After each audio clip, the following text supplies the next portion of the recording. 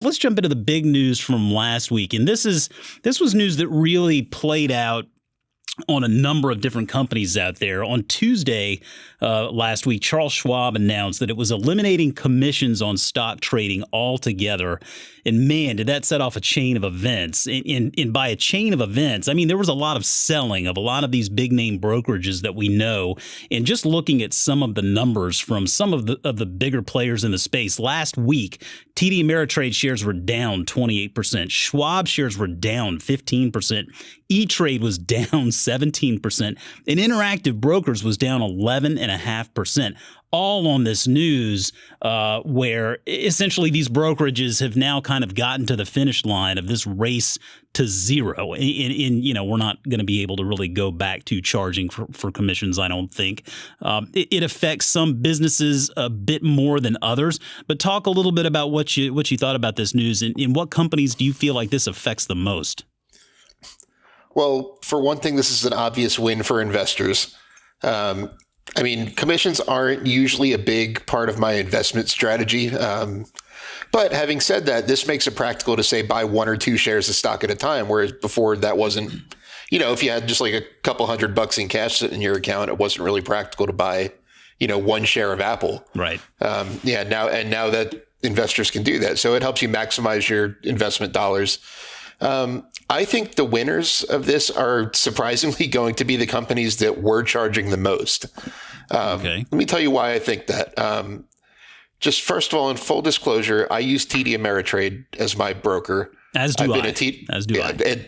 Their product's fantastic. Yeah, I think you would agree. I agree.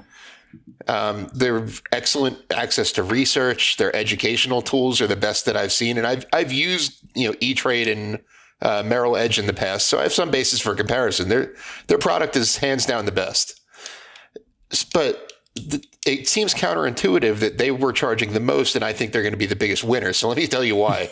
All right, so two big reasons. One, about 25% of their revenue previously came from commissions.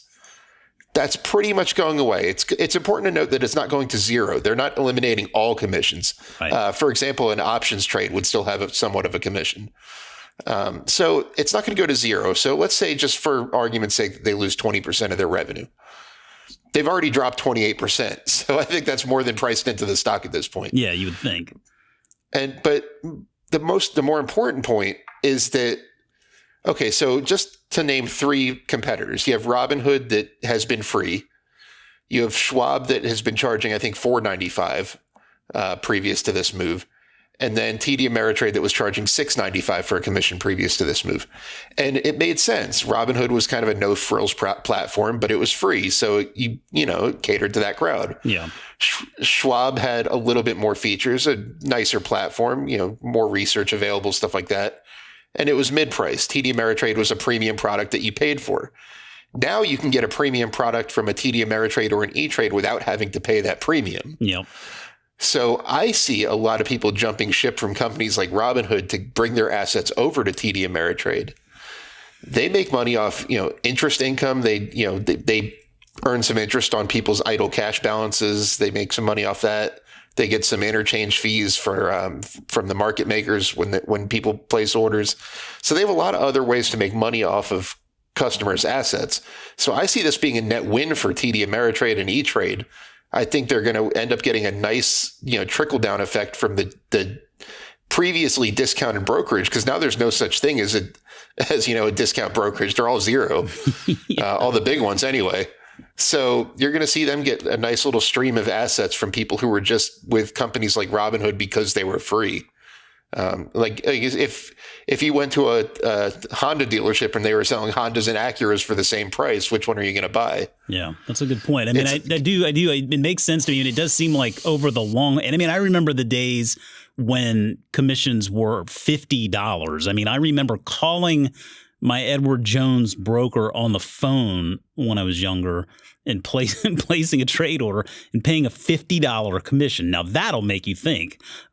You fast forward to today. Obviously, I mean, I guess the point is the trend has always been going towards zero. So this is not something where they're just ripping the Band-Aid off, so to speak, and going from 50 to zero. I mean, it's been a trend that's been established over a long period of time, which I guess that's why I was a bit surprised to see such a reaction in the markets with these particular names, specifically. I felt like, I don't know, to me, it felt like an overreaction. I feel like these are businesses that are very well-rounded, have a lot of different ways to win, versus something like a Robinhood, as you were talking about before. Robinhood really, that's a one-trick pony, so to speak. I mean, that was their thing, was zero commissions, but they don't have much of a business built around that.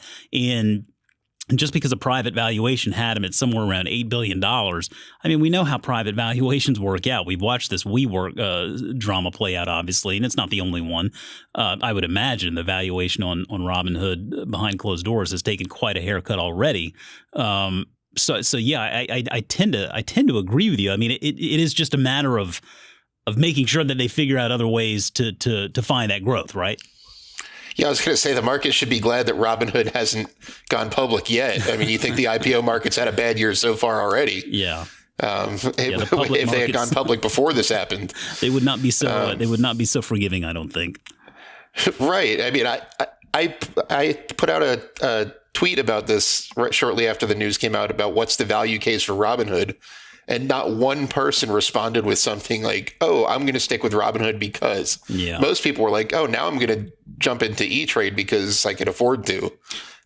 They're getting these newer investors who have $50, $100 at a time, who previously it was only practical to invest through a company like Robinhood. Yeah. And they're going to get this nice trickle effect from that. So there are more ways these can grow. The lost commission revenue in all cases has been more than priced into these stocks. And I think this is a big win for investors, and at the newer valuation, it's a big win for the companies. Yeah, as investments. Big win for investors, and of course we're not saying, hey, because you can do it because it's free, get out there and just trade more. I mean, we're not saying big win from that perspective. Don't up your trading volume. That's obviously not the way we invest here. But I mean, you are getting your trades for free now, which is nice. Just obviously don't let this encourage more short-term trading behavior, because we've seen how that works out. It typically is not good. It's certainly not in line with the way we invest. And like you, I mean, Matt, I don't make a lot of trades. I mean, I don't really consider commissions when it comes to the trades or the purchases or sales that I'm making, because I make so few. And typically I really try to just be a net buyer of stocks anyway.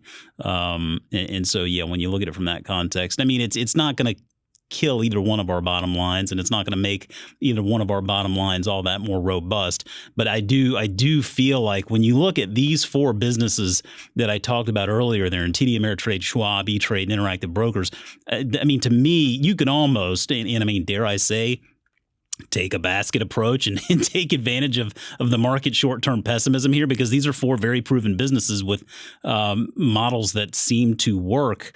It did strike me as a bit of an overreaction. I guess time will tell, but certainly it's a new day for investors, and I think that's a good thing. Yeah, definitely. Like I said, I think it's a big win for investors. I think it's in terms of being a stock investor and being an investor in these businesses. If you're looking for something to watch, it's not my one to watch this week, but I'll go ahead and add companies like TD Ameritrade and E-Trade to my watch list on the back of this news.